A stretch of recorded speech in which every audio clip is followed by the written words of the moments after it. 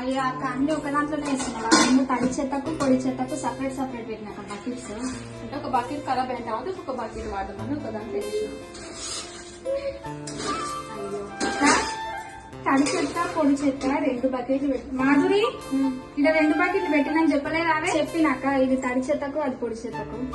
మన ఊరు సర్పంచ్ మనకు 2 బకెట్లు ఇచ్చిరాక, ఒకటి తడి చెత్తకు ఇంకొకటి పొడి చెత్తకు.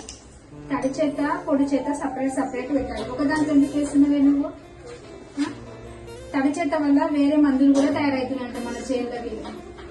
అంటే రెండు వేరు వేరు వేరు వేరు చేయాలి. మంచిగా పర్యావరణాన్ని కాపాడుకోవాలి. ఎంత ఇబ్బంది పడుతుండ్రు ఊర్లలో అంతా గలీజ్ గలీజ్ చేయడం.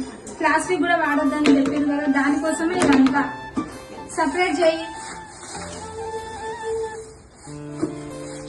మాధురి ఇదంతా సపరేట్ చేయి. ఈ ప్లాస్టిక్ అంతా ఒక దాంట్లో వేసేయి. ఈ కవర్ ఇవన్నీ అవన్నీ సపరేట్ పెట్టు, ఒక దాంట్లో వేయకు. 2 చెత్త బకెట్లు ఇచ్చాడు. ఒక దాంట్లో కవర్ ప్లాస్టిక్ ఒక దాంట్లో ఈ ప్లాస్టిక్ అంతా ఒక దాంట్లో వేయి. అలాగే కూరగాయలు విధంగా కూరగాయలు అన్ని ఒక దాంట్లో వేసేయాలి. ఈ తడి చెత్త అంతా ఒక బకెట్ లో ఒక పెట్టు. బకెట్ వేసేయాలి.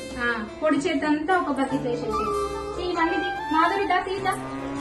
తడి చెత్త పొడి చెత్త వేరువేరు డబ్బల్లో వేయండి. పర్యావరణాన్ని కాపాడండి. గ్రామ పంచాయతీ కార్యాలయం, నందారం, బాల్నగర్ మండలం.